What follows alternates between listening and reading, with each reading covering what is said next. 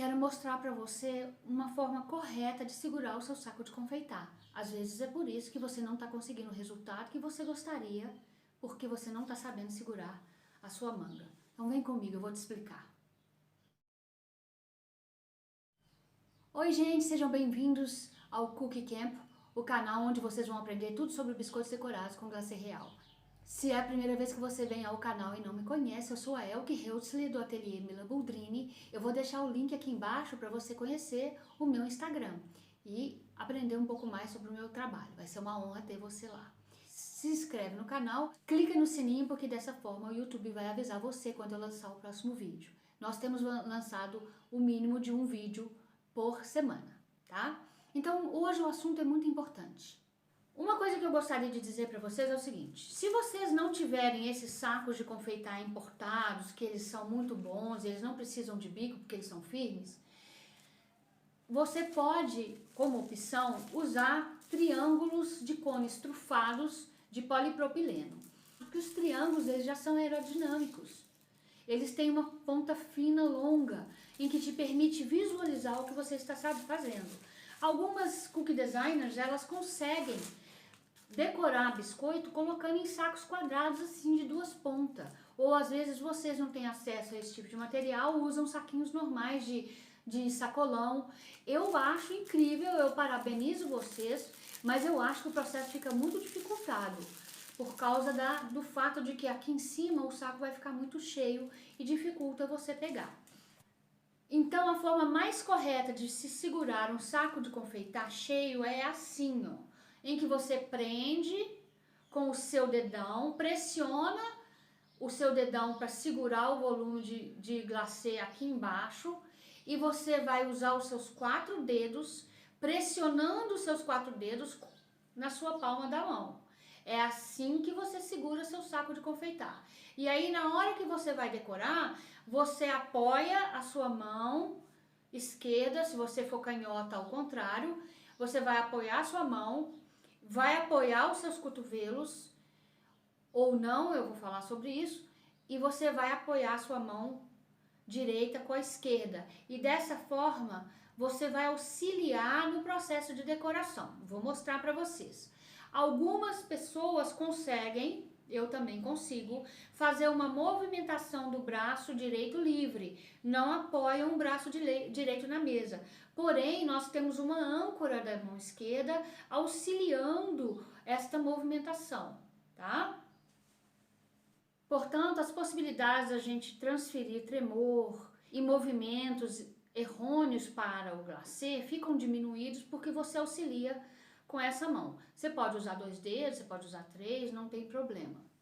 A forma como que você se posiciona e a sua postura para trabalhar também interferem, né? Então, por isso que é bom o saco com uma ponta, e é por isso que ele existe, e é assim que os grandes nomes da confeitaria trabalham o glacê real, é para que você possa visualizar, você não tenha um volume grande próximo ao seu local de trabalho, dificultando a sua visualização e te dá uma distância do seu biscoito, porque quanto mais distante a sua mão tiver do ponto que você está fazendo, menos esse ponto que você está fazendo vai transmitir os seus tremores. Por exemplo, eu não tenho mão firme, principalmente de manhã. A minha mão é bem trêmula de manhã.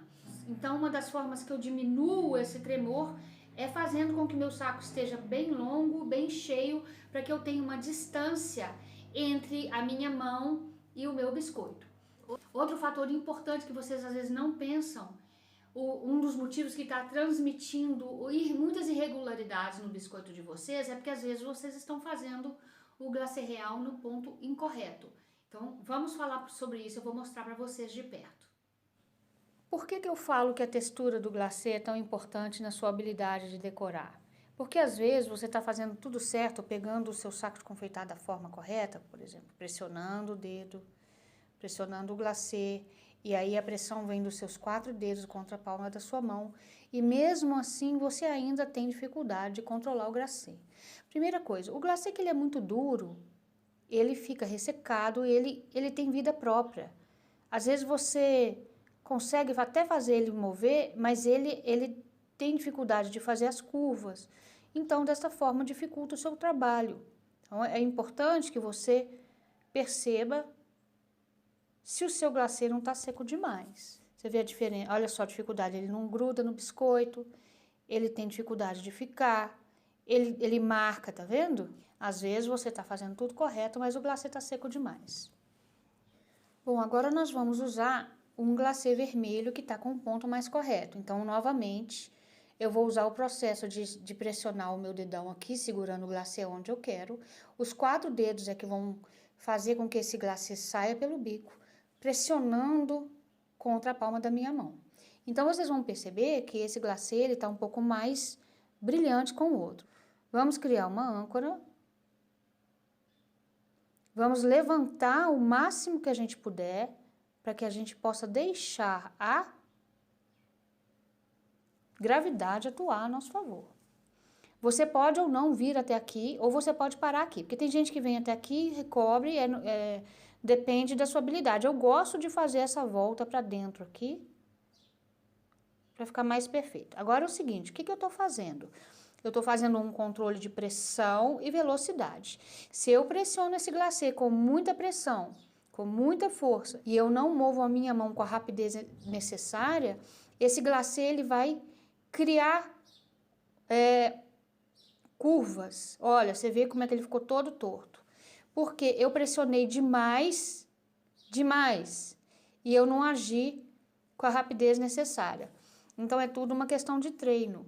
O glacê real, quando você expele ele de dentro do seu saco, você tem que fazer com que ele saia com a velocidade necessária e com a pressão necessária, tá?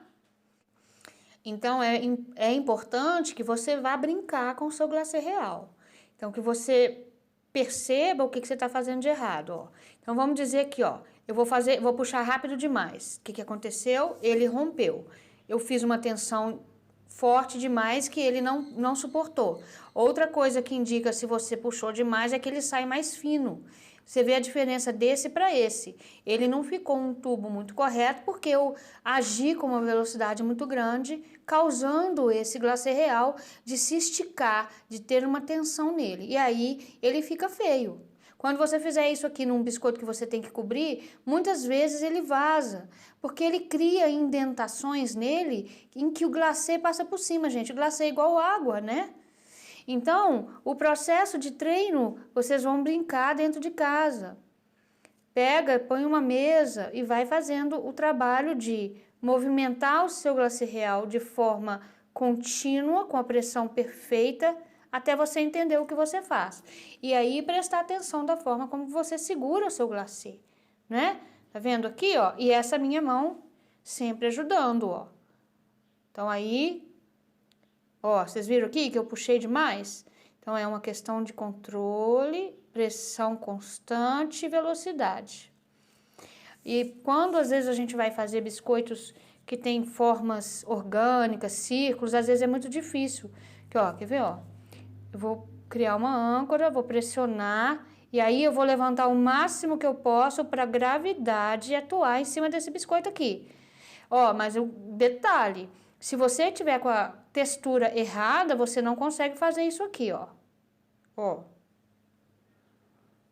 Ok? Eu vou mostrar pra você com um glacê que a textura está errada. Eu vou tentar levantar. Vamos ver o que vai acontecer.